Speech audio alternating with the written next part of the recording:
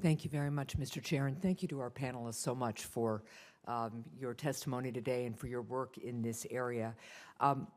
Before I get to my questions, I just wanted to start by echoing something Senator Young just said, which when he talked about our most vulnerable populations, because I think one of the things that makes this topic so challenging is that we are dealing with a market that isn't like every other market because we have people whose lives depend on it. They don't have bargaining power when there is only one life-saving drug for them. And I happen to have two family members who fit into that category who suffer from seizure disorders. And even when there is something called a comparable drug with a comparable clinical value available to them as a generic, it does not do for them what it does for the majority of patients, and the brand name does. So one of my concerns as we talk about, to Mr. Augustine's point, the economic value of a year of human life is for us to always focus on the issue of healthcare, understanding it is a unique market and has a unique value in our democracy. And with that in mind, I do have a couple of questions. And I don't necessarily mean to pick on Allergan and Restasis either, but both Senator Isaacson's question and mine deal with issues that have come up with that drug. To Mr. Mitchell, one of the recommendations in the National Academy's report is related to accelerating the entry of generic drugs, and we've talked a lot about that. And then we have the topic of, or the example of Allergan, essentially, which makes Restasis, with behavior that runs counter to what we heard from the National Academy's recommendations, because in September it announced it had paid a Native American tribe to take ownership of its patents for Restasis, and then Allergan licensed the patents back from the tribe, continuing to sell the drug as usual. It is exploiting the doctrine of tribal sovereign immunity to protect its profits, and it's essentially renting the tribe's sovereign immunity to prevent generic products from entering the market and denying consumers more affordable alternatives. It's been called a ploy recently by a court. So can you talk to us a little bit about this deal, and Mr. Mitchell, describe what it may mean for patients?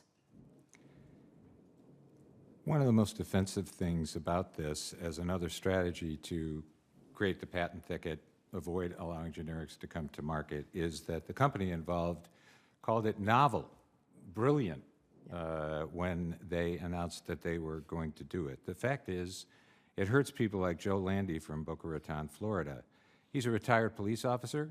He's going to spend at least $1,000 this year for Restasis, and he's had to stop taking other drugs in order to afford this one.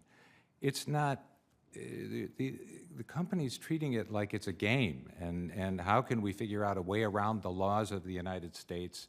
How can we defeat the Hatch-Waxman framework that tries to compensate companies who take the risk to make a good return, but then let competition come into play and get the lower prices through the introduction of generics?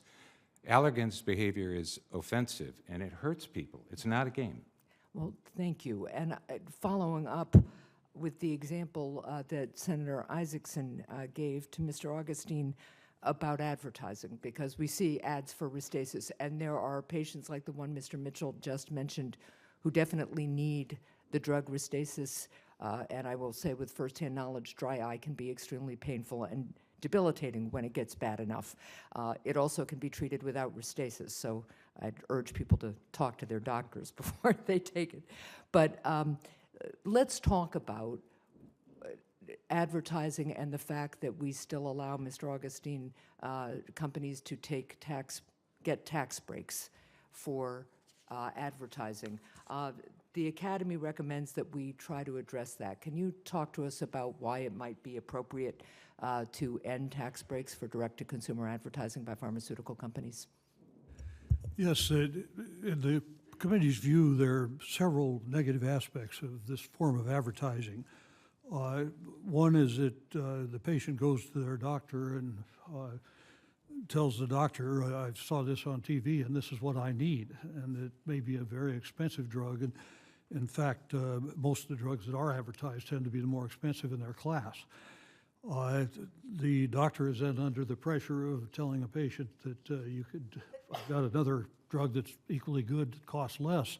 It causes a conflict that's not easily dealt with.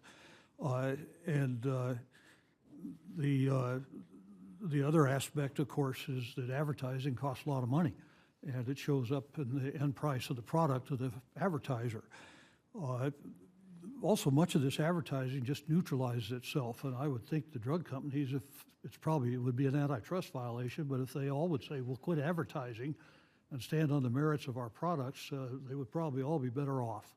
But that's not going to happen. And so our first reaction was to say, let's ban advertising in this arena. That we think runs into a First Amendment issue. Our second reaction was, well, let's at least don't let people take that as a exemption as a cost of business. And so that is our recommendation. Yep. Thank you very much, and thank you, Mr. Chair, for your indulgence. Thank you, Senator Hassan.